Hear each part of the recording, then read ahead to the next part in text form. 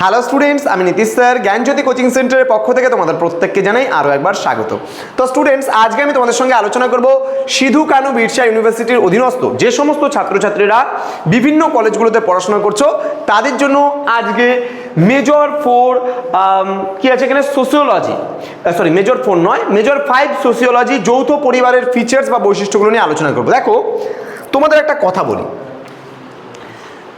জলদি কিসকা নাম হতা है শয়তান কা কাম হতা है। জলদি, তাড়াতাড়ি শয়তানের কাজ হয়।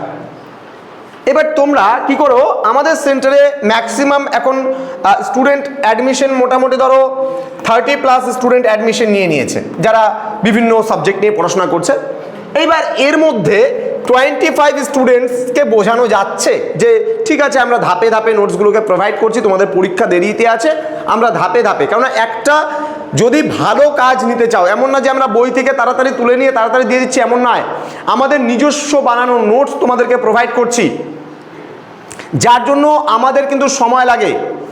তোমাদের একদিন আমাদের পুরো সিস্টেমটার ভিডিও করে দেখাবো, আমাদের সেন্টারের যে কি কি কাজগুলো হয়, কত বই থেকে কাজ হয়, কিভাবে আমরা ক্রিয়াকলাপগুলো করি, তাহলে তোমরা বুঝতে পারবে।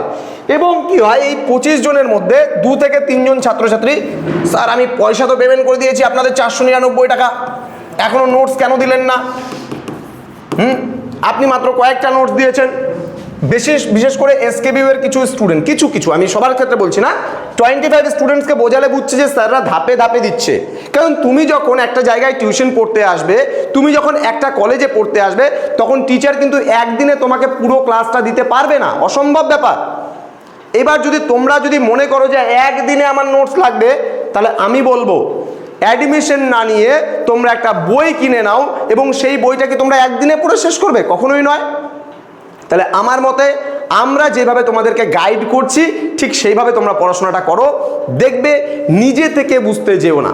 অর্থাৎ তোমাদেরকে যেটা বলছি আমরা, যে তোমরা আমাদের কথা অনুযায়ী চলো, যে আমরা যেটা তোমাদেরকে প্রোভাইড করছি তোমরা ধাপে ধাপে সেই জিনিসটা নাও।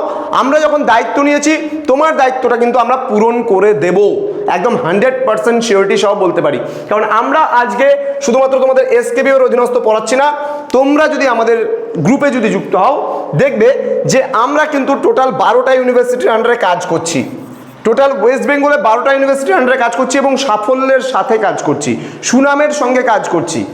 এমন না যে কোনো রকমভাবে তোমাদের নোটসপত্র দিয়ে দায়সারাভাবে কাজ করে যাও কমপ্লিট বলে ছেড়ে দিলাম, এমনটা নয়। আমাদের রেসপন্সিবিলিটি একদম আকাশ ছোঁয়া থাকে এবং সেখান থেকে দাঁড়িয়ে আমরা একদম 100% অ্যাকুরেসি অনুযায়ী সমস্ত কিছু তোমাদেরকে প্রোভাইড করছি। এই কথাটা বলার ছিল এই কারণেই যে 2 থেকে 3 জন স্টুডেন্ট খুব তাড়াহুড়ো করো, তো আমি বলবো তাড়াহুড়ো করো না, একটা সেমিস্টার তো 499 নিয়ে তো আমি বড়লোক হবো না। দেখো না যে স্যার দিচ্ছে কিনা, তারপরে তুমি বলো, তাহলে ভালো লাগে শুনতে। তুমি আজকে পেমেন্ট করলে তুমি কালকে একদম 100% নোটস চাচ্ছ, সেটা সম্ভব না, দেওয়া অসম্ভব, আমাদের ক্ষেত্রে অসম্ভব না। আমরা অ্যাডমিশন নেওয়ার সাথে তোমাকে 40 to 50% নোট তো দিচ্ছি, সেগুলো তোমরা পড়তে থাকো। তারপরে আমরা প্রতি সপ্তাহে আপডেট করছি জিনিসগুলো, ম্যাক্সিমাম হয়তো আমরা কাজ দিয়ে যাচ্ছি, তো এটা একটু বুঝতে হবে, ঠিক আছে? কোনো কিছু রাগ করার কথা নয়, এটা বোঝার জন্য বললাম, জানার জন্য বললাম। আজকের আলোচনা যৌথ পরিবারের বৈশিষ্ট্য, ক্লিয়ার? ধ্যান দিয়ে ধৈর্য ধরে দেখো। আমি লাস্ট ক্লাসে আলোচনা করেছিলাম যৌথ পরিবার কাকে বলে, আজকে জাস্ট একটু বলে দিচ্ছি তোমাদের যৌথ পরিবার কাকে বলে, তারপরে যৌথ পরিবারের বৈশিষ্ট্যগুলো নিয়ে আলোচনা করবো, কেমন?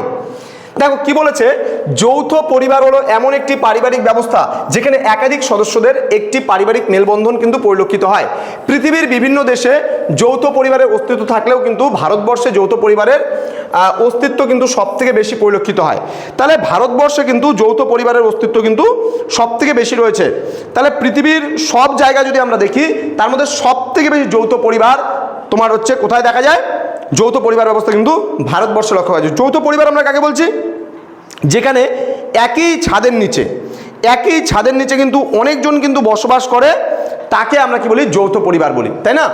তো সাধারণভাবে স্বামী স্ত্রী, পিতা ও মাতা, ভাই বোন, কাকা জ্যাঠা, ঠাকুরদা ঠাকুমা, বিবাহিত সন্তান সন্ততি প্রভৃতি সদস্যদের মেলবন্ধনে একটি যৌথ পরিবার কিন্তু আমরা গড়ে উঠতে লক্ষ্য করি বা গড়ে উঠতে দেখি। তো আশা করি যৌথ পরিবার কাকে বলে তোমরা বুঝতে পেরেছো। এবার কিন্তু আমি তোমাদের সঙ্গে আলোচনা করব যৌথ পরিবারের যে বৈশিষ্ট্যগুলো রয়েছে সেই বৈশিষ্ট্যগুলোকে কিন্তু নিয়ে আলোচনা করা হবে, ঠিক আছে? দেখো কি বলছে এখানে, দুজন সমাজতত্ত্ববিদ কি দিয়েছে ডেফিনেশন দেখো। আচ্ছা, বলছে বিশিষ্ট সমাজতত্ত্ববিদ আইপি দেশাই কি বলেছেন, বলেছেন যে সেই সমস্ত পরিবারকে আমরা যৌথ পরিবার বলি যে সমস্ত পরিবারগুলোর বংশানুক্রমিক গভীরতা একক পরিবারের গভীরতা থেকে বেশি এবং যার সদস্যরা সম্পত্তি উপার্জন এবং পারস্পরিক অধিকার ও দায়িত্বের পরিপ্রেক্ষিতে পরস্পরের সঙ্গে সম্পর্কযুক্ত থাকে, তাকেই কিন্তু আমরা বলছি যৌথ পরিবার। অর্থাৎ আমার বাবা কাকার সাথে আমি পরিচিত, একই সঙ্গে সম্পর্কিত, আমরা একই বাড়িতে থাকছি, একই খাবার দাবার খাচ্ছি, একই হাঁড়িতে রান্না বান্না হচ্ছে, একই ছাদের নিচে বসবাস স্থাপন করছি, তাহলে এটাই হলো যৌথ পরিবার। মেমোরিয়া কি বলেছে দেখি। মেমোরিয়া বলেছে যৌথ পরিবার বলতে একাধিক প্রাথমিক পরিবারের সমষ্টিকে বোঝায়। যৌথ পরিবারের সদস্যদের মধ্যে রক্তের বন্ধন থাকে, অভিন্ন আবাসন এবং পিতৃতান্ত্রিক বংশধারার ভিত্তি কিন্তু এখানে পরিলক্ষিত হয়। অর্থাৎ পিতৃতান্ত্রিক বংশধারা বলতে আমার দাদু থেকে আমার বাবা কাকারা এসছে, আমার বাবা কাকা থেকে আমরা এসছি, আমাদের থেকে আবার আমাদের বংশ পরম্পরা কিন্তু আসতেই থাকবে, তাই না? আচ্ছা দেখো নেক্সট কি বলেছে, যৌথ পরিবারের বৈশিষ্ট্য বলছে একাধিক প্রজন্ম। তাহলে যৌথ পরিবারের কি বৈশিষ্ট্য, একটা হলো একাধিক প্রজন্ম। তাহলে একাধিক প্রজন্ম কাকে বলছি, একটার পরে একটা প্রজন্ম ধরে একই ছাদের নিচে বসবাস করে আসছে, যার জন্য এখানে বলা হচ্ছে একাধিক প্রজন্ম।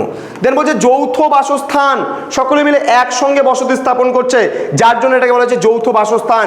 দেন শ্রম বিভাগ, শ্রম বিভাগ বলতে গেলে কি এখানে সবাই প্রায় নিজের নিজের মতন করে শ্রমে যুক্ত থাকছে।